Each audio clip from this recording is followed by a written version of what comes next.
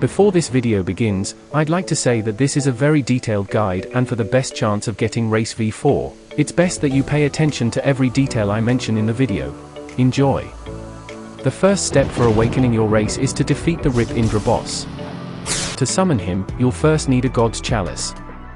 Go to the castle on the sea and talk to the Elite Hunter NPC who will give you a quest to kill an elite pirate. These guys spawn every 10 minutes, so you can either wait or server hop until you find a server with an available quest. For a full guide on elite pirates, check out the Yama tutorial I made in the description after this video. The Chalice has around a 2% chance of dropping after killing an elite pirate. When you get the Chalice, try not to die and activate all 3 of the legendary Haki buttons located around the castle on the sea like this. If you don't have all 3 colors, you can get your friend or someone who has the legendary Haki colors to help you activate them.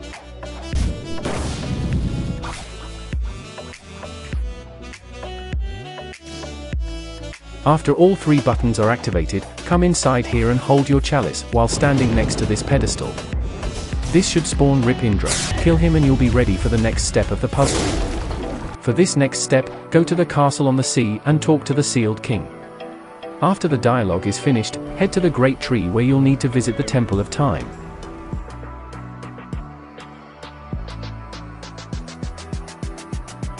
When you're at the bottom, use your flight ability or skills to get close to the top, then use your sky jump to reach the top. Talk to the mysterious force and you will be teleported to the Temple of Time. You don't have to do anything here, so just reset character or press the home button. After this, talk to the Sealed King again and read the dialogue if you want. This will begin your quest for awakening your race. Next, you'll need 10 conjured cocoa and yet another God's Chalice to craft the Candy Chalice. I highly suggest that you do this in a private server to prevent other players or hackers from auto-spawning Cake Prince. To get conjured cocoa, I recommend you to use the Buddha fruit to kill the enemies in this area. Once you have gathered the cocoa and chalice, come over here where the sweet crafter is located.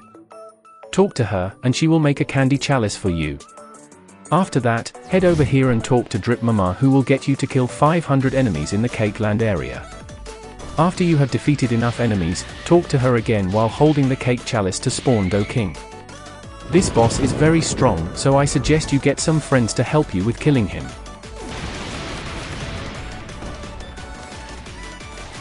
Upon being killed, he will drop the mirror fractal, which you'll need in the next step.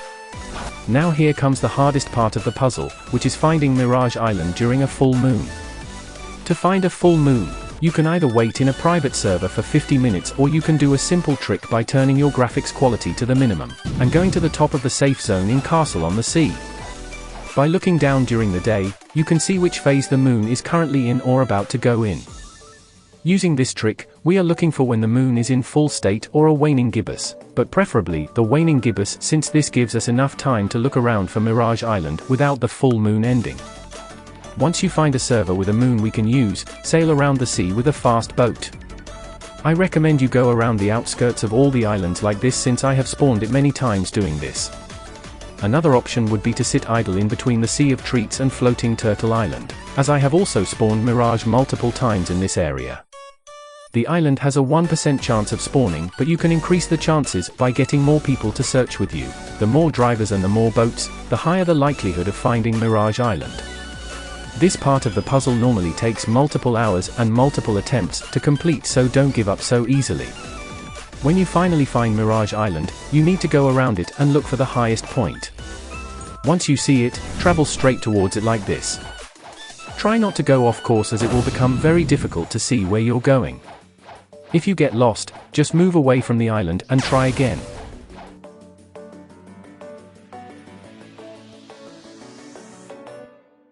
Once you've reached the top, wait for the full moon to come around and stare at it for a few seconds. If you did everything correctly, the moon should start to glow and a message will appear saying, "Your mirror fractal has resonated with the moon." If this doesn't happen, it is either because you haven't evolved your race to V3 or you've missed out on one of the previous steps. Go over all the steps again and make sure you haven't missed a single step. After this, go around Mirage Island and search for a blue gear. If you want, you can turn on fast mode, which can make it easier to see, but it stops the gear from glowing. You should have around 5 to 10 minutes to find the gear, but if you don't, that's okay, you can try again and again until finally, you find it. After you find the gear, head to the very top of the great tree. Here, you'll find the mysterious Force NPC who will teleport you to the Temple of Time.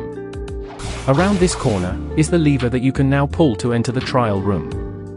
In this area, you'll find a passage leading to all the rooms for all 6 of the races including human, shark, angel, mink, ghoul, and cyborg. To begin a Race Awakening trial, you must first find a server with a full moon. Once you do, go back to the Temple of Time and gather 2 more people who have different races and can pull the lever. During the full moon, go to your respective trial rooms and activate your race abilities at the same time by pressing the T key. A message should appear saying that the trials are beginning and the doors will open. Step inside and you will be teleported to your trial. You have 1 minute to complete your trial, and if anyone fails, the trials will end and you'll need to restart. After all 3 of you have completed your trials, you will be placed in a battle to the death in which the winner will receive a gear for their Race Awakening.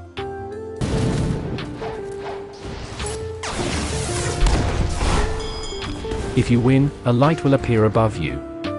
Follow the light. It will lead you to the ancient clock where you'll receive your gear for the awakening. Press E to interact with the clock and click the gear in the middle to unlock your Race Awakening.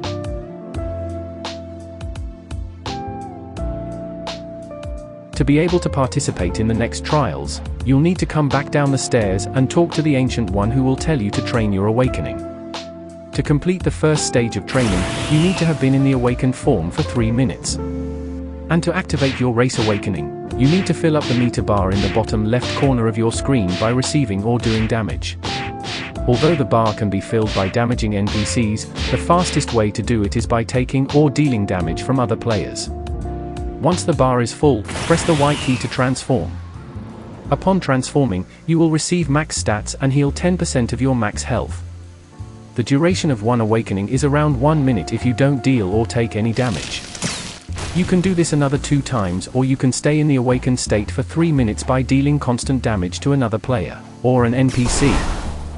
Once you've finished training, talk to the Ancient One again to buy your first upgrade for 1000 fragments.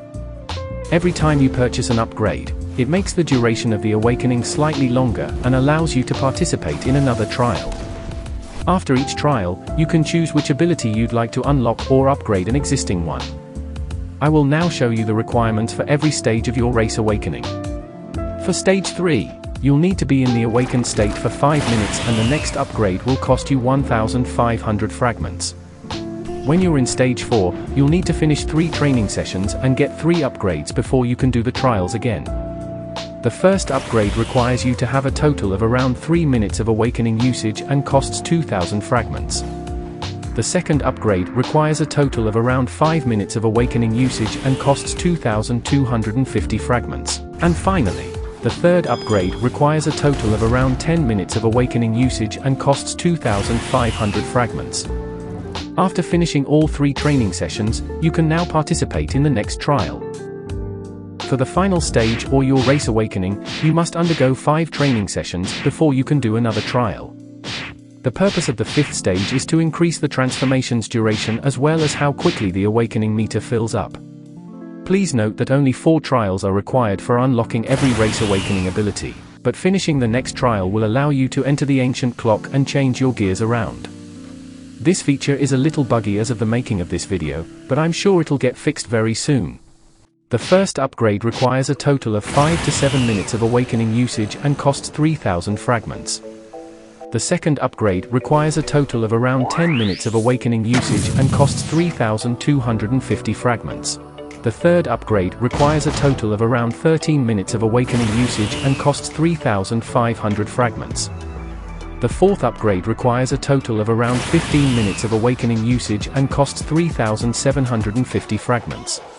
And finally, the 5th upgrade requires a total of around 18 minutes of awakening usage and costs 4000 fragments. In total, the upgrades will cost you 26,750 fragments. After finishing all 5 training sessions, you can now participate in the next trial. After you finish the final trial, the Ancient One will say, "It seems you've made this power your own. I've done all I can for you. Thank you for making it this far into the video, and if you have any questions, please don't hesitate to let me know down in the comments. I'll see you next time.